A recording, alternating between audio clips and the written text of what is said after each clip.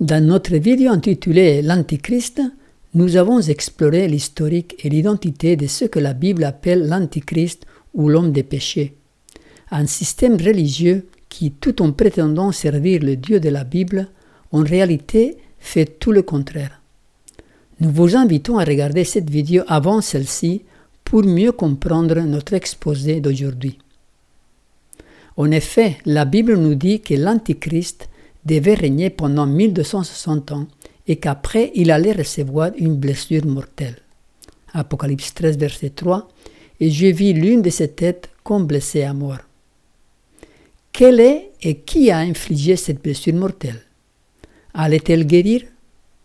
Quelles seront les conséquences de la guérison de la blessure? Nous allons répondre à toutes ces questions dans notre étude aujourd'hui.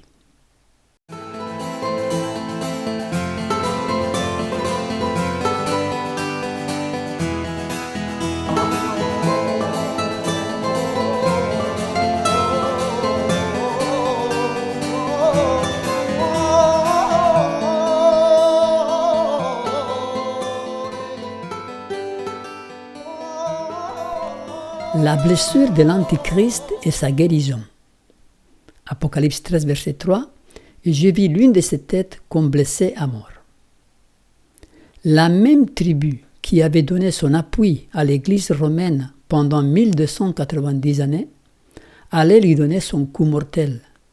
La même capitale qui avait été fondée sur les bases d'une étroite union entre l'Église et l'État allait maintenant marquer sa séparation et détruire la domination temporelle de la papauté.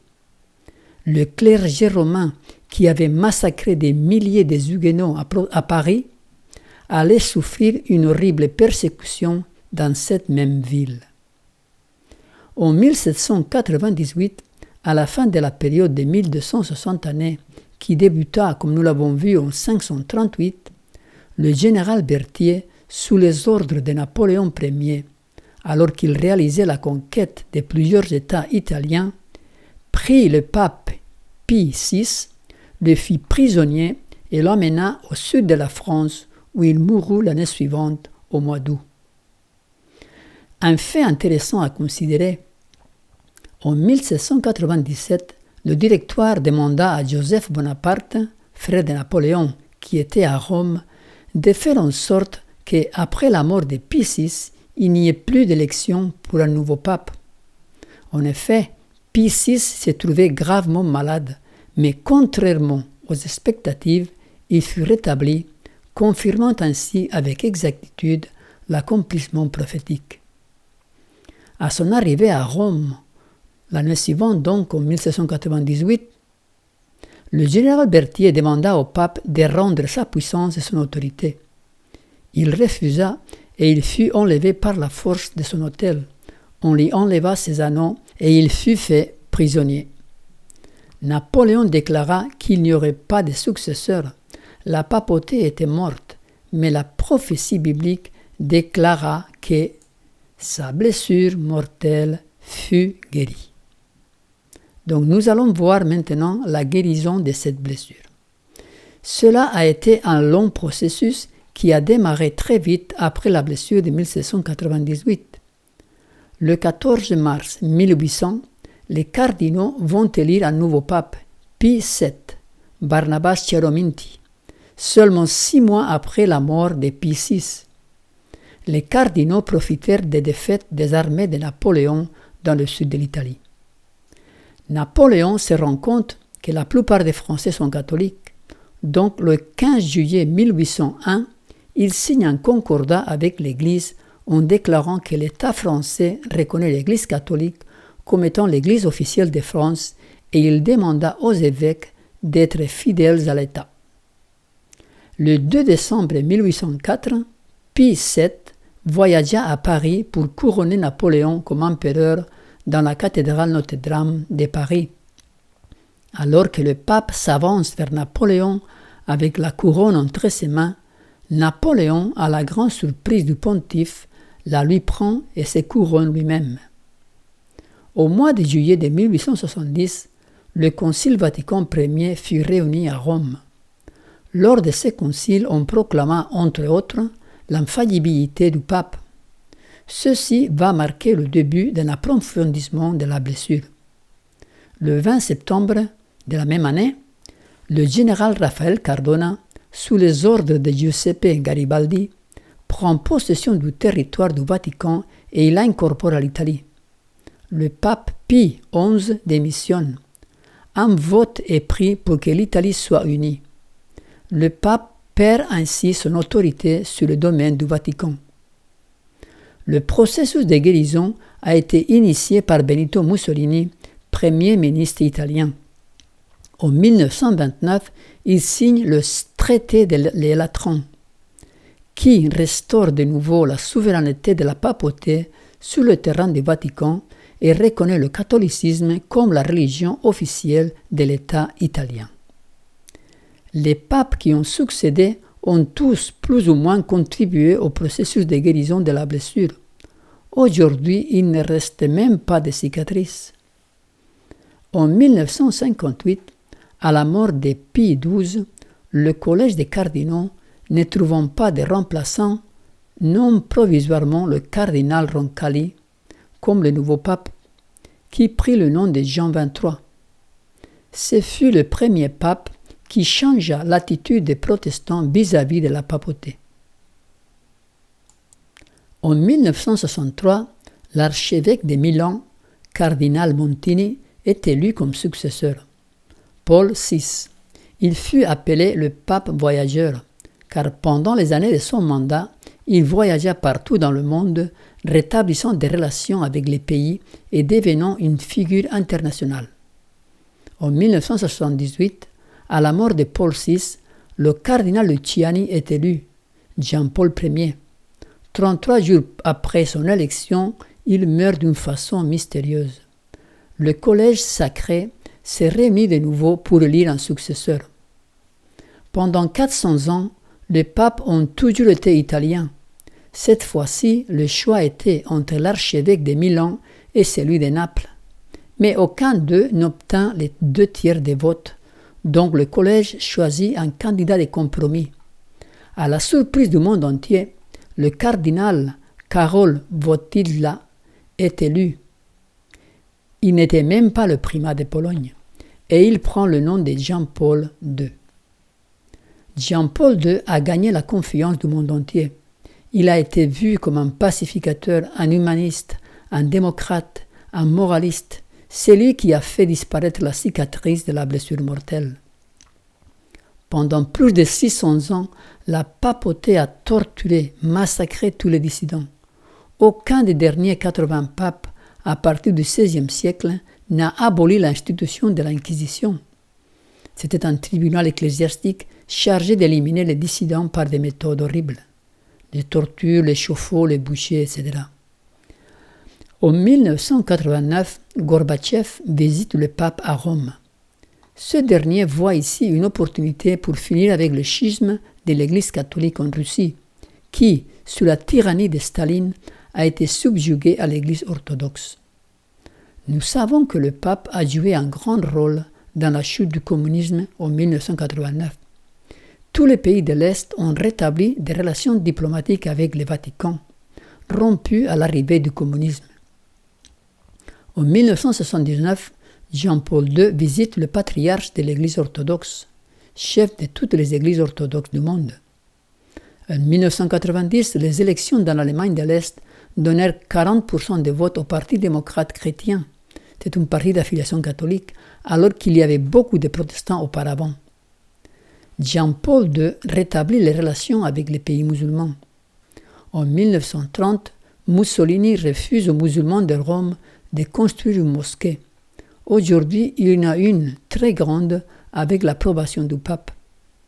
En 1989, Jean-Paul II visite l'Indonésie, pays musulman. Des milliers de citoyens accourent le voir. La même chose se produit en Thaïlande, à Singapour, en Inde. L'archevêque de Canterbury de l'Église anglicane déclara que le pape était la tête de toutes les églises chrétiennes.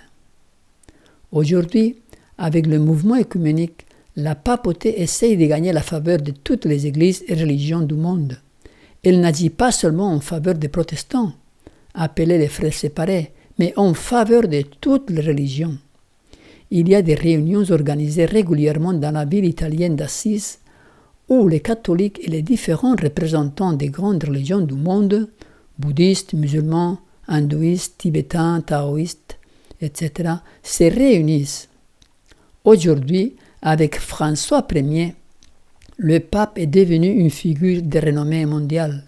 Le mouvement œcuménique a fait un pas de géant ces dernières années. Ainsi s'accomplit la deuxième partie de la prophétie qui nous disait « Mais cette plaie mortelle fut guérie, et toute la terre étant dans l'admiration, suivit la bête. » Apocalypse 13, verset 3.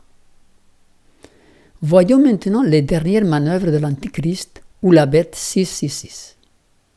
Dans le chapitre 13 du livre de l'Apocalypse, nous trouvons de nouveau la même entité en action.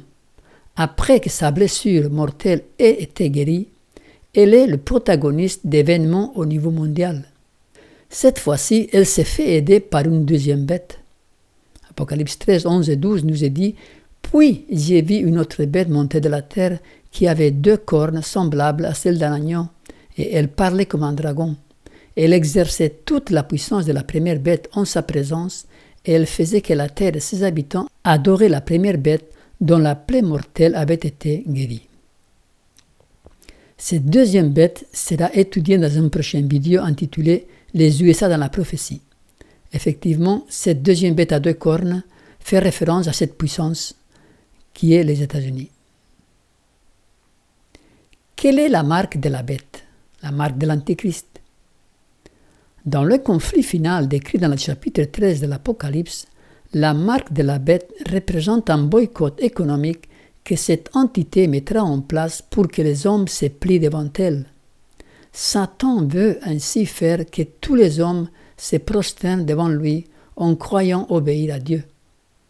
Le signe extérieur de cette marque sera l'adoration du dimanche en opposition avec la marque ou le signe de Dieu qui est le sabbat. Ézéchiel 20, 20. Sanctifiez mes sabbats afin qu'ils servent de signe entre moi et vous, et que vous connaissiez que je suis l'Éternel, votre Dieu. Les dignitaires de l'Église et de l'État s'uniront pour soudoyer, persuader ou obliger les gens de toute classe à honorer le dimanche. Le manque d'autorité divine sera suppléé par des lois oppressives. La politique corrompue détruit maintenant l'amour de la justice et le respect de la vérité. Et même dans l'Amérique libre, les magistrats et les législateurs, en vue de s'assurer la faveur du public, céderont aux demandes populaires pour imposer la loi du dimanche. La liberté de conscience obtenue par de si grands sacrifices ne sera plus respectée.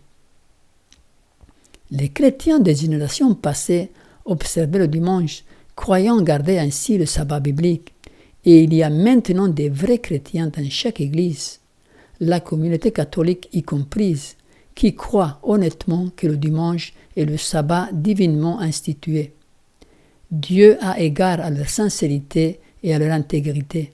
Mais lorsque l'observation du dimanche sera rendue obligatoire dès par la loi, et que le monde aura été éclairé concernant l'obligation du vrai sabbat, alors quiconque transgressera le commandement de Dieu pour obéir à un précepte qui n'a pas de plus haute autorité que celle de Rome, honorera par là la papauté au-dessus de Dieu. Il rendra hommage à Rome et à la puissance qui donne force de loi à l'institution que Rome a établie. Il adorera la bête et son image. L'Antichrist est le nouvel ordre mondial. Notre monde est dirigé par des grands humanistes. C'est une philosophie qui place l'homme au centre de tout, comme étant le plus important. C'est l'exaltation de l'homme par l'homme sans tenir compte de Dieu. L'humanisme croit que l'homme peut faire face tout seul aux problèmes de notre monde. Un gouvernement mondial est, d'après les humanistes, la solution à tous les problèmes de l'humanité. Le nouvel ordre mondial est aussi dans l'agenda de l'Antichrist. Son but, unir pour régner. Le concept d'une Europe unie, une qui reconnaît ses racines chrétiennes, a été le thème de l'arrière-fond des discours prononcés par le pape dans sa visite en Tchécoslovaquie. L'Europe a 1000 des 3000 évêques du monde. Le synode apparemment formulera une stratégie pour aboutir à la réalisation du rêve du pape d'une Europe unie par ses racines chrétiennes. C'est Paul VI qui intégra à nouveau l'État du Vatican au sein des Conseils des Nations lors de sa visite à l'ONU le 4 octobre de 1965. La déclaration suivante, prononcée à cette occasion devant les représentants de toutes les nations de la Terre, exprime bien la satisfaction d'être reconnu de nouveau comme un État parmi les autres. Nous célébrons ici l'épilogue d'un laborieux pèlerinage à la recherche d'un colloque avec le monde entier. C'est une idée grandiose, un nouvel ordre mondial, où diverses nations s'unissent dans un but commun pour atteindre les aspirations de l'humanité, la paix, la sécurité, la liberté et le respect de la loi. Seuls les États-Unis possèdent la base morale et les moyens financiers pour l'instaurer. Nous espérons que le pape viendra avant l'an 2000 aux Nations Unies pour parler en faveur de toutes les religions de cette planète et donner au monde une vue sur le 3e millénaire qui doit être un millénaire spirituel, un millénaire dans lequel nous verrons l'intégration et l'harmonie de l'humanité. L'humanité n'aurait l'espoir de créer un système géopolitique durable qu'à condition qu'il repose sous le christianisme de l'Église catholique romaine. Qu'on le veuille ou non, que l'on soit prêt ou pas, nous sommes tous concernés. La question est de savoir qui établira le premier système de gouvernement mondial qui ait jamais connu notre planète. Qui jouira de l'autorité et du contrôle sur chaque individu et chaque communauté. Nos modes de vie individuels et en tant que citoyens, nos familles et nos emplois, nos échanges commerciaux et d'argent, nos systèmes éducatifs et nos différentes religions et cultures, les emblèmes même de notre identité nationale, que tous considèrent comme inaltérables, tout cela sera complètement et radicalement changé à tout jamais. Personne ne sera épargné. Tous les domaines de notre vie en ressentiront l'impact profond. Sous la direction courageuse du pape Jean-Paul II, l'État du Vatican, en tant que voix internationale, a assumé la position qui lui revient dans le monde. Il est donc approprié que ce pays, les États-Unis, démontre du respect envers le Vatican en le reconnaissant diplomatiquement comme un État mondial. L'Antichrist et l'écuménisme. L'Antichrist veut établir une religion universelle où Jésus n'est pas au centre. La Bible nous dit « Et il n'y a de salut en aucun autre, car sous le ciel, il n'y a pas un autre nom qui ait été donné aux hommes par lequel nous devions être sauvés. » L'Antichrist veut une union avec toutes les religions païennes de la planète, le syncrétisme. Il veut créer une religion qui satisfasse tout le monde et en être le Dieu. Mais la Bible nous dit « Car tous les dieux des peuples sont des idoles, et l'Éternel a fait les cieux. Je suis l'Éternel et il n'y en a pas d'autre. » Il y a un seul Dieu, et il est toujours le même. Sa loi est la même, ses exigences sont les mêmes. Son plan pour sauver l'homme est toujours le même. Nous avons la Bible comme repère et comme référence.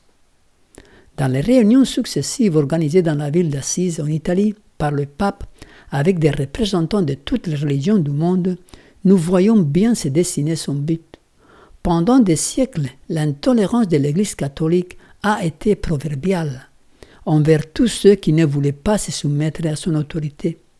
Elle a utilisé le boucher et des tortures indescriptibles pour réduire à néant l'hérésie. Maintenant, elle change de politique. Elle va jusqu'à proposer une unité avec des religions païennes polythéistes occultes. Le Dieu de la Bible n'a rien en commun avec Bouddha, ni avec Confucius, ni avec Mahomet, ni avec Krishna, car tous ces derniers sont des faux prophètes, des serviteurs du grand Antichrist, Satan lui-même. Grâce aux deux grandes erreurs, l'immortalité de l'âme et la sanctification du dimanche, Satan amènera tout le monde à croire à ces mensonges. Tandis que la première établit les bases du spiritisme, les religions païennes, la seconde crée un lien de sympathie avec Rome. Les protestants des États-Unis seront les premiers à tendre la main au-dessus du précipice pour s'unir au spiritisme et pour se joindre avec la papauté. Et ainsi, sous l'influence de cette triple union, les États-Unis suivront les traces de Rome et fouleront aux pieds les droits de la conscience. Les lettres de Jean-Paul II. En 1998, le pape Jean-Paul II a rédigé 2 lettres apostoliques. L'une d'entre elles a été largement diffusée et très lue. Il s'agit des Dies Domini, le jour du Seigneur. Dans cette lettre, le pape encourage les fidèles à respecter le dimanche d'une manière plus marquante.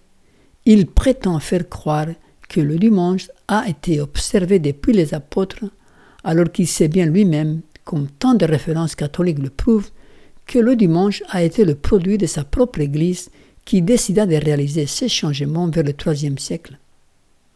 Il lance un appel pour une législation civile pour soutenir les lois du dimanche afin que ces jours de repos soient respectés par les lois des pays.